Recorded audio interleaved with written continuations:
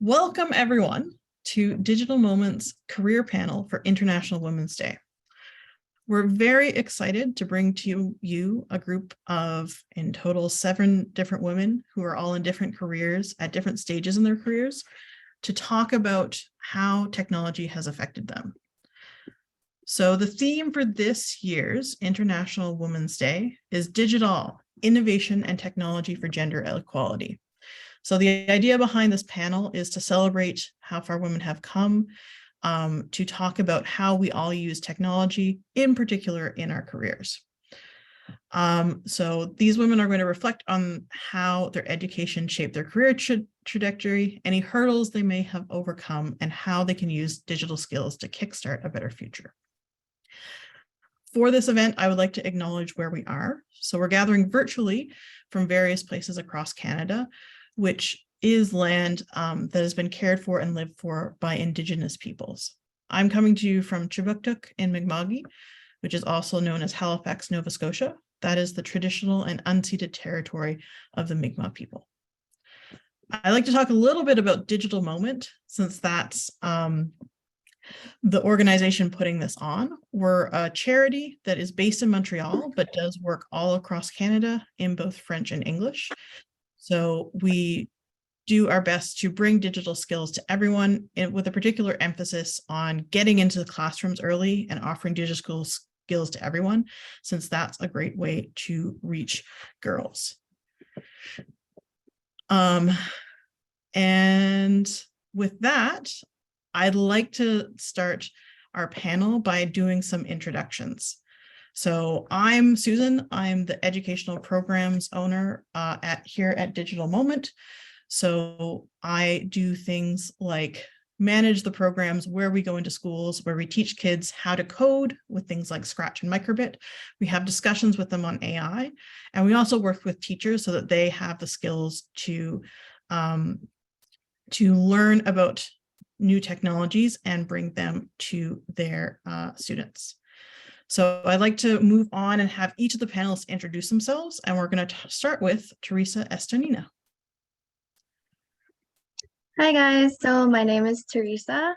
I'm a recent graduate from McMaster University, so I graduated last year and I studied manufacturing engineering. Okay, great. Next, I would like Danasco to introduce herself. So good morning, everyone. My name is Danasco Chakasum. I'm Cree and Bear Clan from Moosonee, Ontario. I moved to the Ottawa area last summer, so I've been here for about 9 months. I've been a participant here at First Peoples Innovation Center for about 4 months, and also assistant instructor for 4 months, and the program's cultural assistant for about half that time. Awesome. Next, I'd like to invite Raisa Pesel to introduce herself. Sure. Good morning, everyone. My name is Raisa. I am an electrical engineer. Originally, I'm from Romania, and I'm now living in Toronto. Well, talking a bit about my education, I started, I attended, I should say, 3 universities on 2 continents, starting with Romania, then France, and then made my way to Canada at University of Waterloo. And I started my career with Bell Canada 7 years ago, or more than 7 years ago, and then joined Fujitsu as a wireless sales engineer last year. Thank you. Great. Next, we have Tyna Hope. Thank you, Susan. I started my engineering career in the 90s. So I have a bachelor and master's degree from the Technical University of Nova Scotia, which is now Dalhousie. I started working in building systems and industrial systems. And then 2001, I went back to university to get my PhD in medical imaging and the application of image processing techniques and machine learning to medical imaging. I worked in that until primarily in a technical area until about 5 years ago, when I really shifted my focus to being a product manager and how to enable this technology so people can use it in products. Thank you. Awesome.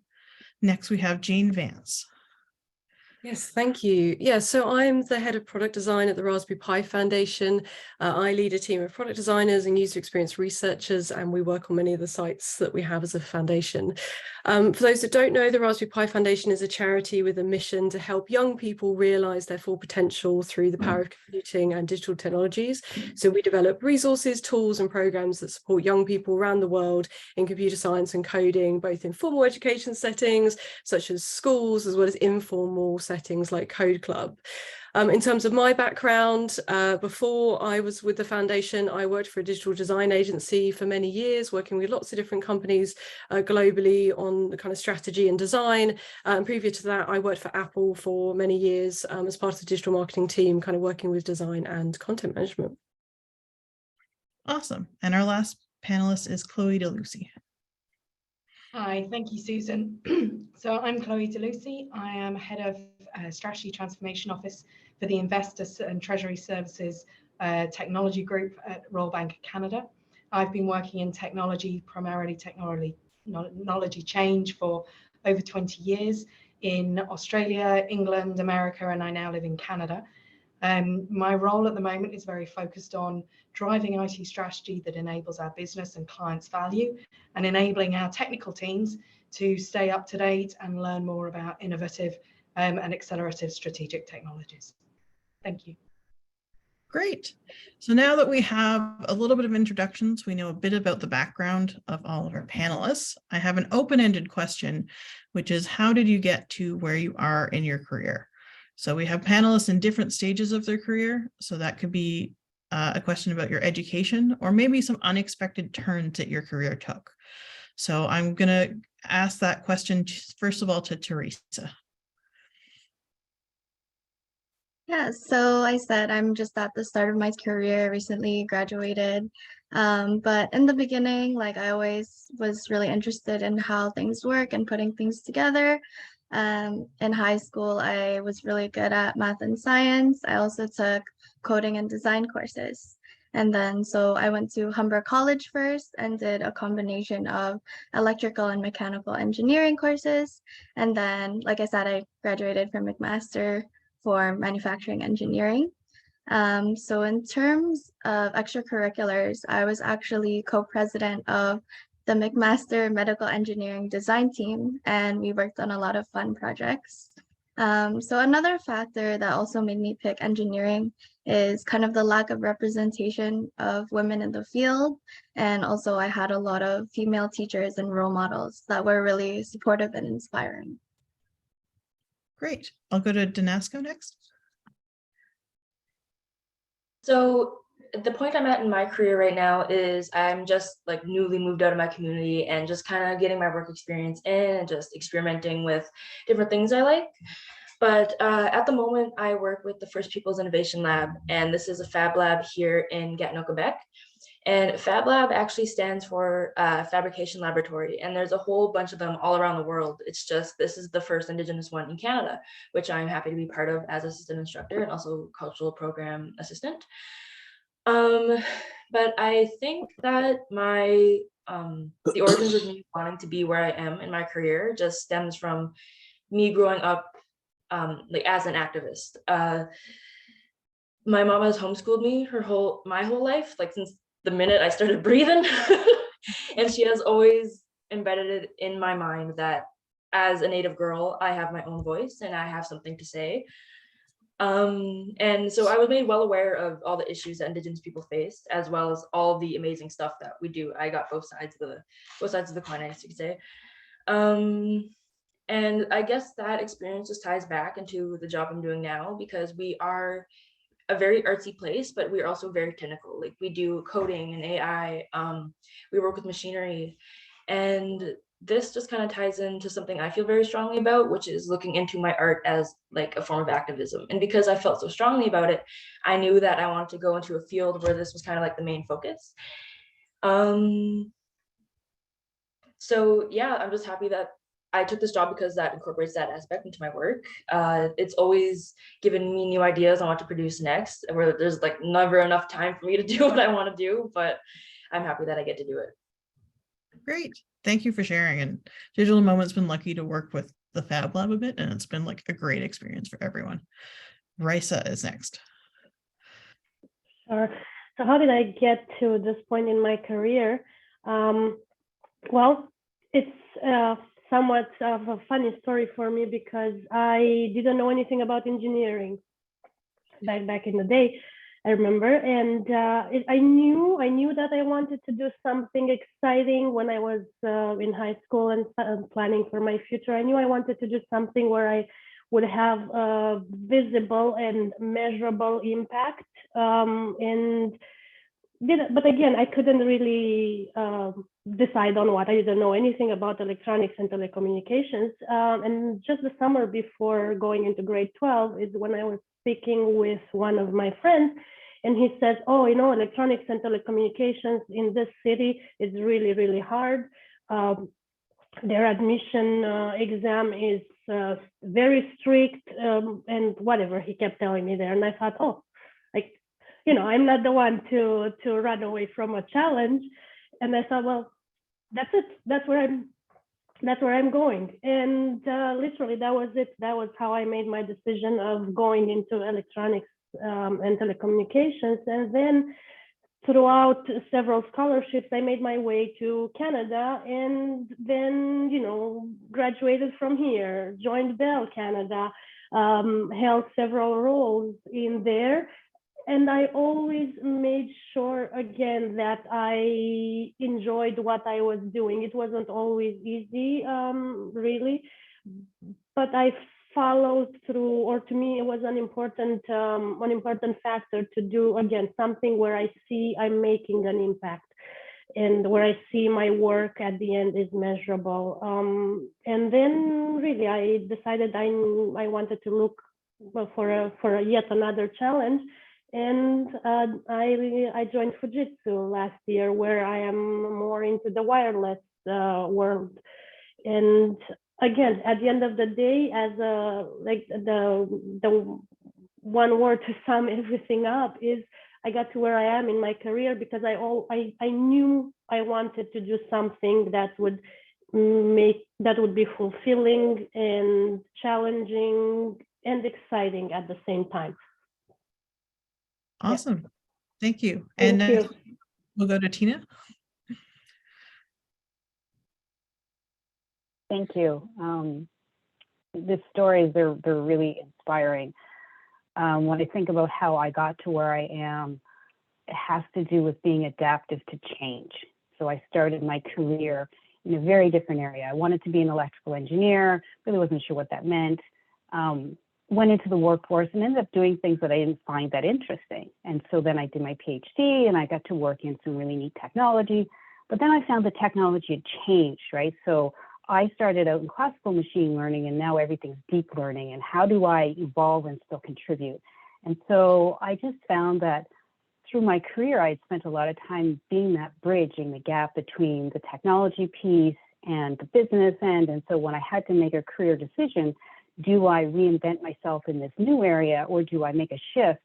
I found that I chose to adapt by making that shift so that I could contribute and still do interesting things, but in a way that bridged the gap and facilitated rather than changing the way I do my work in terms of the technology. So that's how I got here today. Great. It's a great story of how you need to adapt as things change. Next, we'll go to Jane. Yeah, so as a child, I wanted to be either an astronaut or a graphic designer. As it happens, my job is pretty close to the second one. But actually, during high school, I really had no idea what career I wanted to do. My favourite subjects were physics and art, and I felt very pulled between those two places. I wasn't really sure which direction to take. And I would actually describe my career progression as really something I've kind of fallen into, as opposed to something I sort of actively pursued. And actually, I think it's that way, you know, for many people with their careers.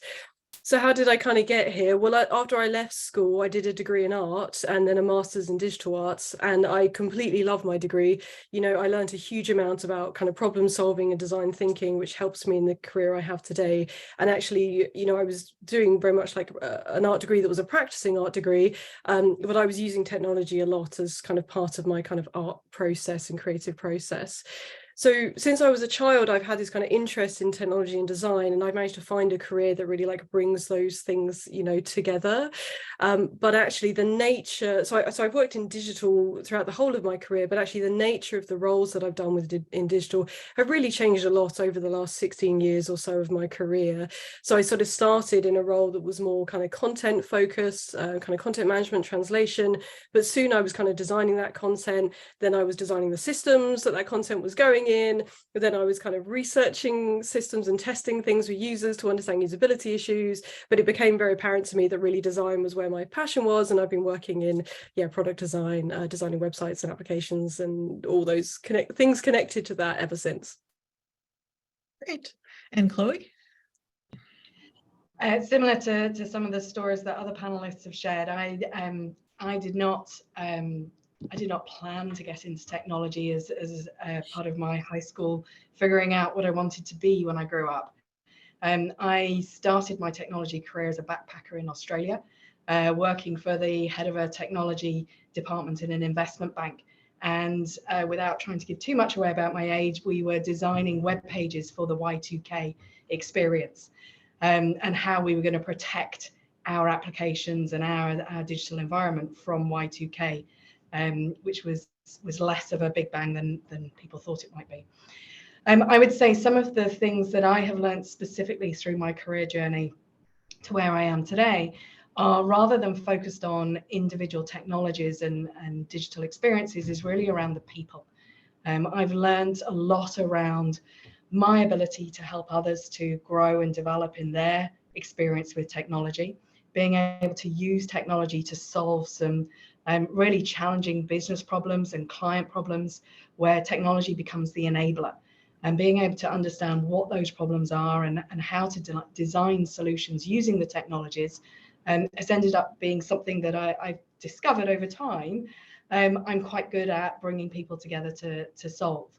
So my biggest thought or learning from that career path is really around taking opportunities to find out what you are good at and taking opportunities to find what you are passionate about. They are not necessarily the same thing, but if you can drive the two together, you end up with a much more satisfactory career journey. Great. Thank you so much for that. I think this is such an important conversation to talk about career journeys and how they actually happen compared to how you plan them sometimes. My own background is that I was very academically focused for a long time, to the point where I was in a PhD program. That didn't turn out to be what I enjoyed or was good at, and I ended up in various teaching jobs. And finally, I came to Digital Moment, where I get to do really cool things with students and teachers all across Canada, which is really exciting. I will say the live stream is now working. So some of you watching on YouTube may have just joined us in the middle. I'll say that we just so far went through some introductions and general discussions of how our panelists got in their careers. I will put their names in the chat so you can recognize them, but we will move on to our next question, which is focusing more on digital skills. So which digital skills have been most important in your career? And for this one, we're going to start with Raisa. Thank you, Susan.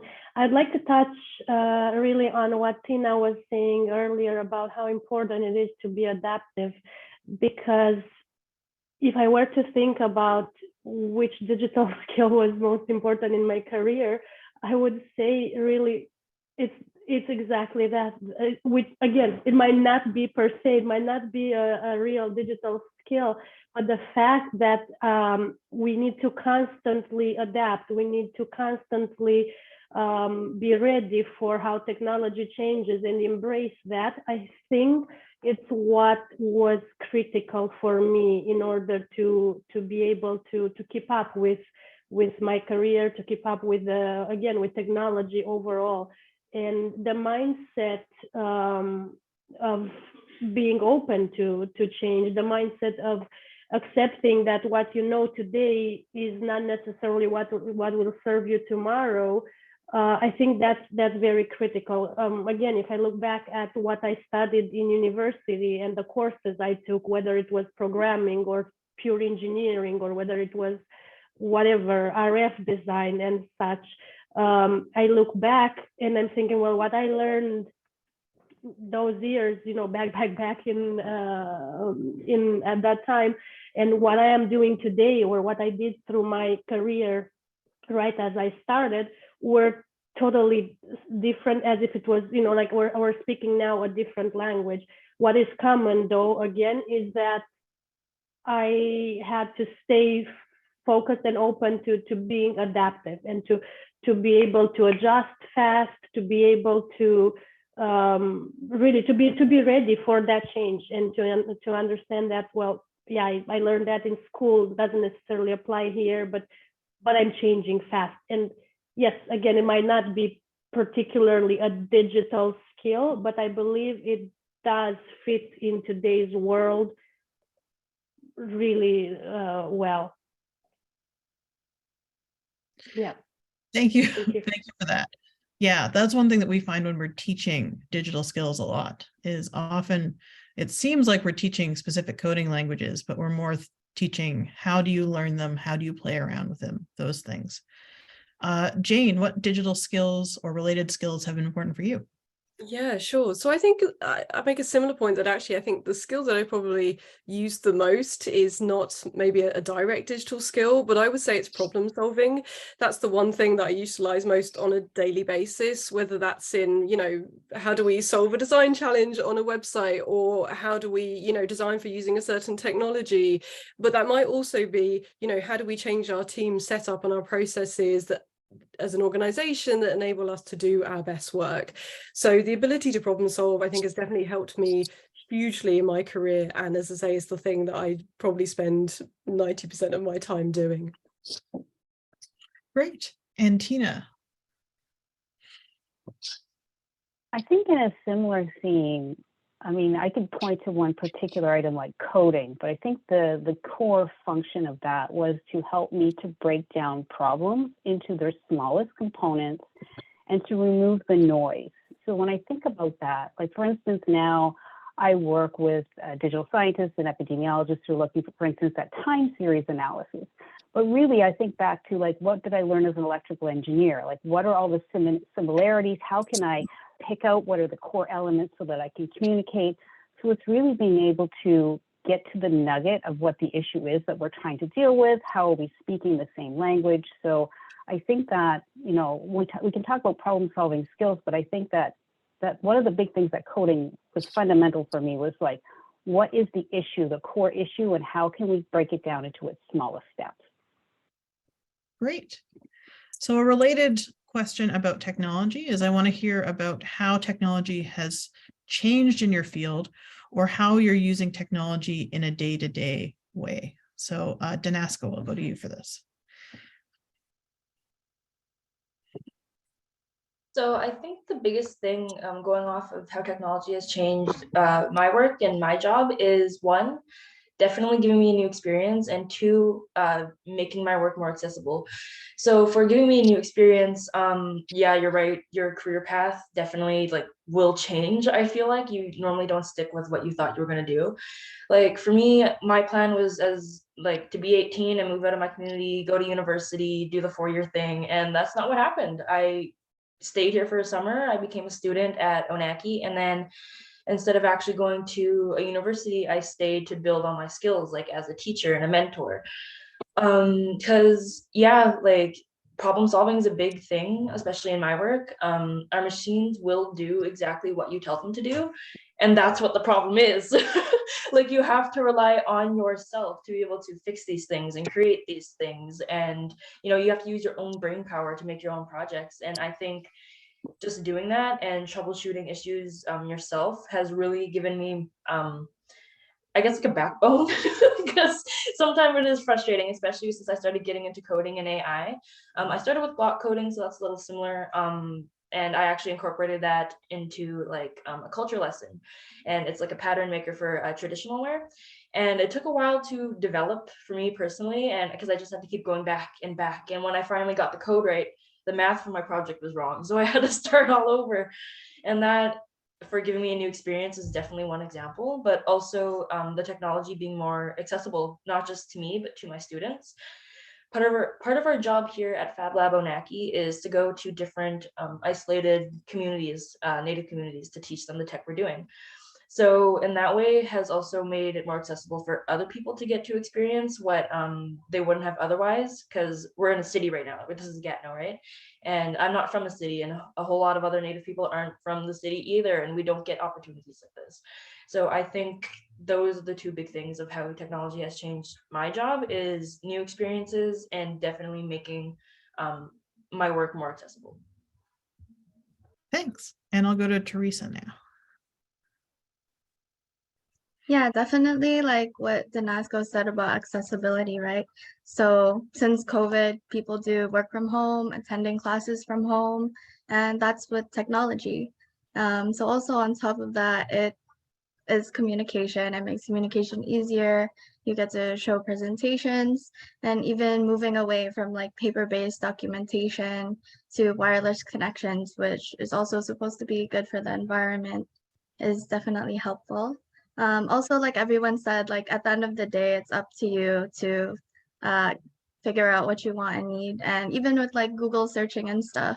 So I do a lot of researching, and definitely having the, for example, using the minus to exclude certain words, and like the quotations to make sure these words are in the search. So yeah, that helps out a lot with like gathering information. Great. And we'll go to Chloë finally. So I think for me, I would say expanding the landscape of what's possible, and increasing the opportunities to have an impact on the areas that I care about is probably the biggest shift that I've seen. Instead of being very traditionally focused on one technology or one application or one particular learning set, bringing everything that you know together and connecting it to the outside world.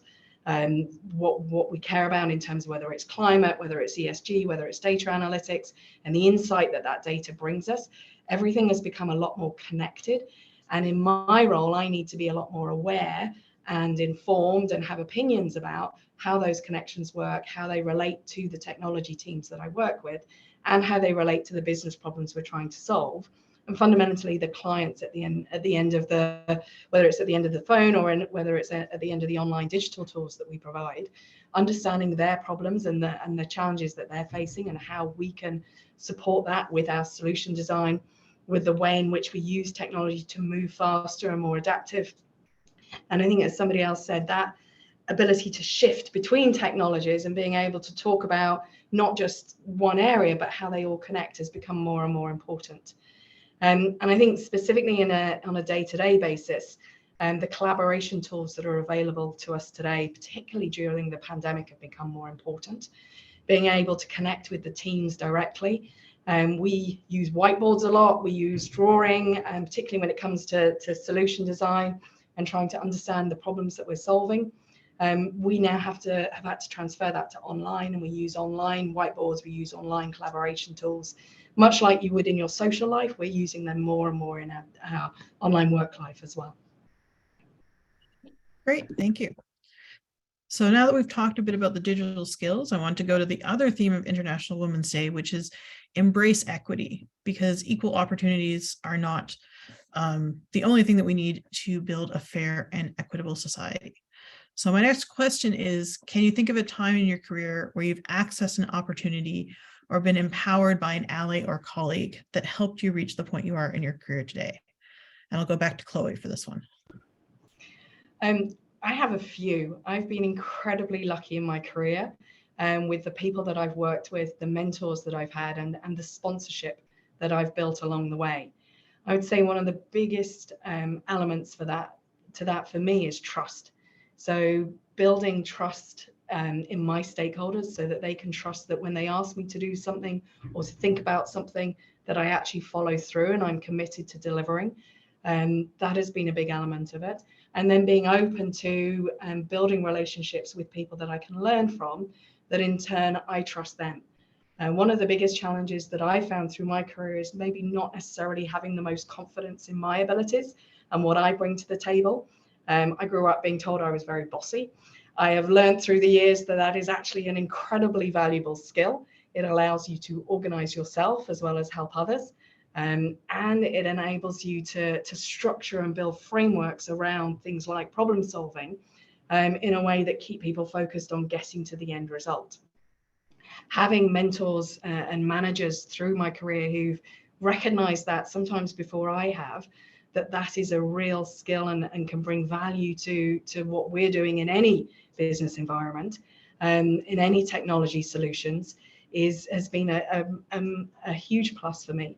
And I think part of that is, and back to the trust element, is also finding those opportunities that challenge you, being able to say yes to things that scare you, that challenge the way that you think about how you approach your career, or how you approach what you thought your career might have been, and how that changes over time has been a huge part of my evolution. And a big part of that is saying yes to things that I've potentially been afraid of. And I think traditionally, not necessarily applying for jobs that I'm already good at. I think that's something that's, again, coaching and mentoring along the way has taught me, to apply for things and look for jobs that are going to challenge me, but that interest me. Back to that, not necessarily doing things just because you're good at them. I'm good at spreadsheets, but I do not want to live in spreadsheets. But finding the things that you are passionate about and excite you from a learning perspective, and then following those in terms of a career development part, leads to a much more fulfilling career journey, I found. Great. Yeah, that balance between what you're good at and what you're passionate about, and finding the right balance is really important and can be tricky. Next, I'll go to Raisa on that question. I must say I'm happy that this question came up, because it's very close to my heart, or the answer is very close to my heart. And I would definitely second what Chloë mentioned, the power of mentorship and the power of networking. I think it's amazing. This is, again, as the most recent example, being my job right now with Fujitsu is what the power of mentorship and networking is what helped me to get here. I'm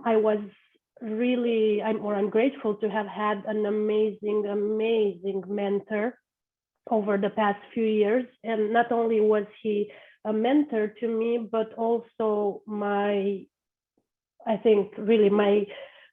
best ally and sponsor and champion, and the one who would put my name out there in a room, the one who would expose me to all kinds of stuff, and genuinely caring about my development. So again, we managed to build that relationship of trust, and I knew that he's, again, genuinely concerned with my success, and all the aspects or strategies that I learned from him were coming from a place, from a positive place, and from his desire of helping me grow. And again, I'm extremely grateful for that.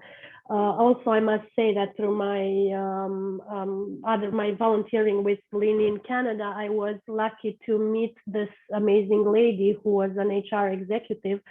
And as I decided to switch my career, I reached out to her and I said, well, this is my target company. This is what I would, what I would like to do and such.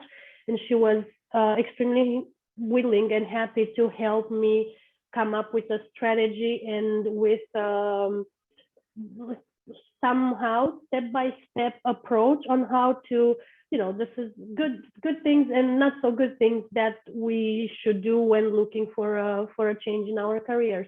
So again, I'd like to really emphasize on the importance of networking and mentorship, because to me, at least, it has proven to be priceless. I've grown a lot. At my turn, I am mentoring people, and it's just that relationship that you build with people, the fact that you find you have so many things in common. I learned from my mentor, at the same time my mentor learns from me.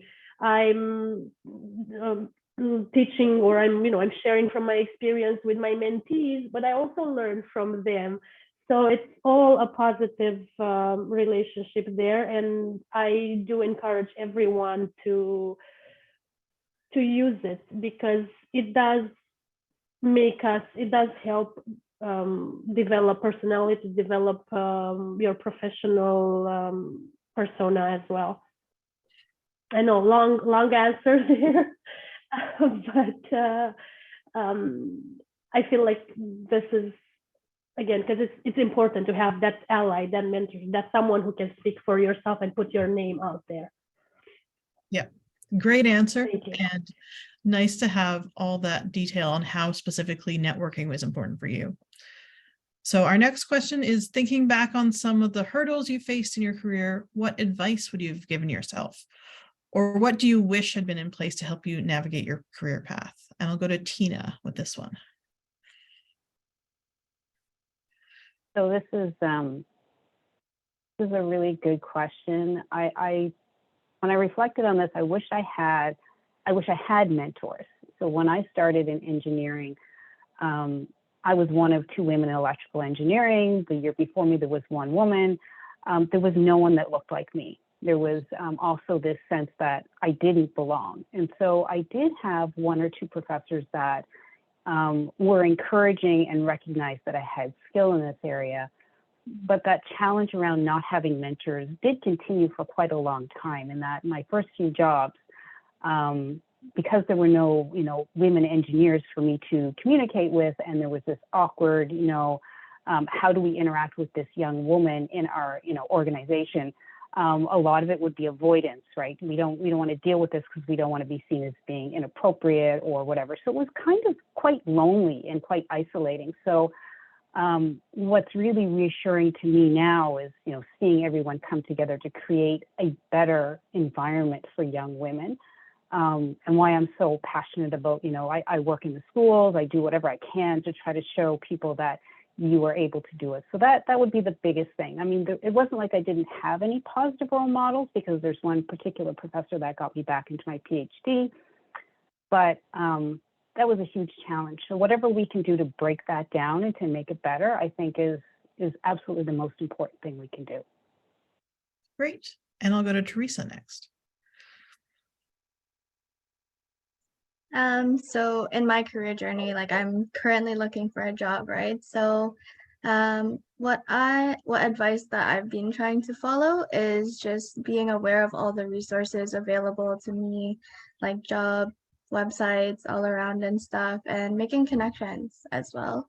So trying to make connections with people in my industry, people with more knowledge, and learning from them. In terms of initiatives, as well as you all talked about the importance of mentorship, I would also like to be picked up by a mentor at some point, and learn from them too. Like you guys said, it's like a 2-way learning experience, right? So that would be good. And also what I've noticed in looking for a job is a lot of companies don't get back to you sometimes. If it's not a yes, and then you just don't hear anything, it's not like helpful, I guess, for applicants, in a way that, like, I would also like to know, like, why I didn't get this, like what areas I can improve. Maybe if that was more in place, like I definitely would learn more, and like about myself and the job as well. So I feel like that would help in navigating. Thank you. Great. Thanks for sharing your experience. I know that period can be a hard slog, but keep at it. Going to Danasco next. So I think one of the biggest hurdles I've definitely faced in my career is lack of equal opportunity. So in order to be doing what I'm doing now, is I had to move out of my community because I didn't have anything like this in my community, and I never had heard about it until COVID happened and this organization went virtual. So if we hadn't done that, I kind of would have like never got a taste of what I'm doing now, right? So for the initiative that I wish had been taken is, like everyone's saying, like mentorship, like that effort. I wish there had been more resources that Indigenous women could go to kind of build on themselves and work on themselves. And we all do that like on a day-to-day basis, but I wish there were places you could like exclusively go to do so, like just to be mentored. So I think the advice I would give myself, going off of what Chloe had said earlier, is like say yes to any opportunities that do scare you. I'm not gonna go back and tell Danasco from 2 years ago, don't be afraid to do something, right? Like, because I think being afraid and having doubts is a very natural way that you want to protect yourself from like the job rejection and not like getting a word back from anybody. Like nobody wants to put up with that, right? But my advice would be just say yes to what scares you and be scared and do it anyways. And then we'll go to Jane. Yeah, so I think I'd say something probably similar to what Danasco just said, and definitely similar to what Chloe said earlier as well. You know, if I could travel back in time and speak with my younger self, I would say a similar thing around like, you know, don't say no to interesting opportunities, say yes to them, even if you're scared of them, like just, you know, go and do it. But there's some other things I think I say to myself as well. So my younger self, I think I'd say that, you know, sometimes it might feel like you have no direction, and that's okay. Like that's just part of the process that we all go through. Other times, you know, it might be scary to voice your opinion, and it might feel like maybe your opinion or your voice doesn't matter compared to others around you, but that's just not true. You know, it does matter. Keep speaking up, keep going. But also on top of that, like listen to yourself and listen to your needs. And I think one of the really important things, I think Chloe kind of mentioned it earlier as well, was like, to most importantly, just observe the things that give you energy. You know, what are the things that you naturally are doing, that you're naturally spending your time on, because that's where your interest is. And sometimes those things can feel like they're not work because you naturally enjoy doing them. And so sometimes it feels like, oh, that's not a thing I should do because it's not like work. And I've known people who have like fallen into that. It's like, no, it is. Like, get people to pay you for things that you naturally spend your time on and you enjoy doing. Like that's the win-win situation in life, you know. So yeah, those are things that I would go back and yeah, the advice I would give to my younger self. Thanks. That's some great advice. So that brings us to the end of our panel. I think I've been very fortunate to have these 6 very different but very interesting women, and I wish I had the chance to have deep conversations about each of your careers, because you each do very interesting things in different fields. Thank you all for participating today. I could see everyone smiling and nodding along to the other answers, which was really great. We are going to end it here because I don't see any questions on the YouTube stream, but thank you for participating. Thank you to everyone who watched. Happy International Women's Day, and we hope that this has been an interesting experience for you. Thank you, Susan. Thank you. Thank you. Thank you so much. Thank you. Thank you.